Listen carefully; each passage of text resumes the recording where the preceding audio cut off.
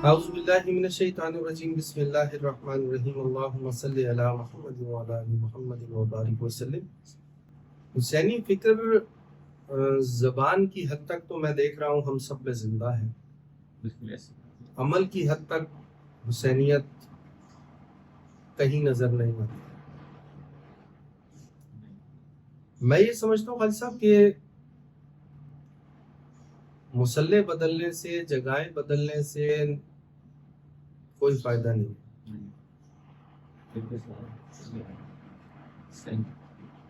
ایک چھوٹا سا واقعہ ہے کربلا کا ہی۔ کربلا میں حضرت حر نے کیا کلمہ بدلا تھا، یا حضرت حر نے نماز کا طریقہ بدلا تھا،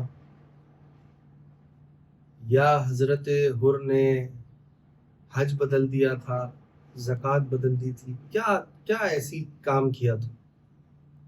امام بدلا تھا حضرت حر۔ اس طرف سے اس طرف آ گئے تھے، ہمیں بھی اس طرف سے اس طرف آنے کی ضرورت ہے، جس طرف حوض کوثر ہے، جس طرف جنت کے سردار ہیں، جس طرف جنت کی مالکن ہے سیدہ پاک سلام اللہ علیہ، ہمیں اس طرف آنے کی ضرورت ہے۔ ہم سب کے لیے یہ بات لمحہ فکریہ ہے کہ ہم مولا حسین کے چاہنے والے تو بنتے ہیں، دکھتے ہیں، یعنی یہ شو آف کرنا چاہتے ہیں کہ ہم ان سے بہت محبت کرتے ہیں، لیکن ان کے پیغام پہ عمل پیرا نہیں ہے۔ ہمیں چاہیے کہ غور کریں اپنے معاملات پر۔ جیسے آپ عام طور پر دیکھیں کہ کہا جاتا ہے کہ پردہ کریں عورتیں، اکثر آپ نے دیکھا ہوگا کہ پردے کا بڑا اہتمام کیا جاتا ہے۔ تو کیا پردہ صرف عورت کو ہی کرنا چاہیے؟ کیا پردہ یہ نہیں ہے کہ غریب کے آگے اپنے پیسے کی نمائش نہ کی جائے، پیسے کا پردہ کیا جائے؟ کیا بھوکے کے آگے کھانے کی نمائش کرنا بے پردگی نہیں ہے؟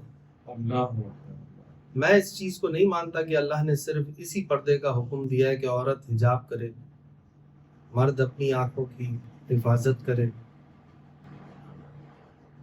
کسی غریب کے آگے اس کی مفلسی کو دیکھتے ہوئے، جانتے ہوئے بھی اپنی امیری، اپنا پیسہ ظاہر کرنا، یا کسی کمزور کے آگے اپنی طاقت کو ظاہر کرنا، یہ نمود و نمائش نہیں ہے۔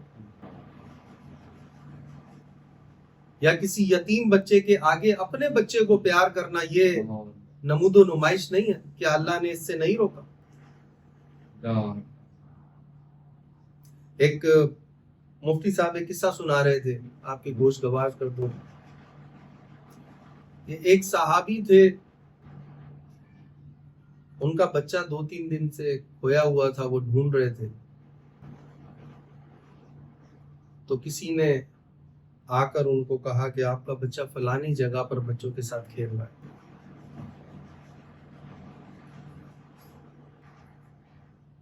ان کو جانے سے پہلے تلقین کی کہ ایک دم اسے جا کے بیٹا کہہ کے مت پکار دینا، کہیں ان بچوں میں کوئی یتیم بچہ نہ کھیل رہا ہو،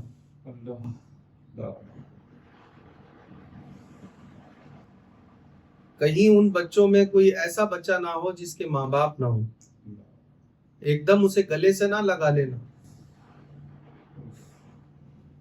اس کا نام لے کے پکارنا۔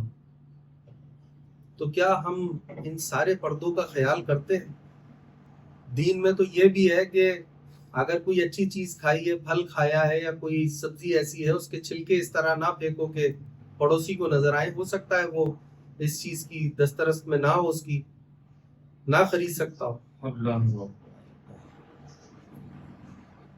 پردے کئی طرح کے ہیں، ہم سب کو پردہ رکھنا، کیونکہ اللہ پردے رکھنے والا ہے، ستار العیوب ہے، ہمارے عیبوں پہ پردہ رکھا ہوا ہے، تو ہمیں بھی پردے والا بننا چاہیے۔ ہماری زندگی آسان ہی تب ہوگی جب ہم پردے والے بن جائیں گے۔ ہم کمزور کے آگے طاقت دکھانے سے رک جائیں گے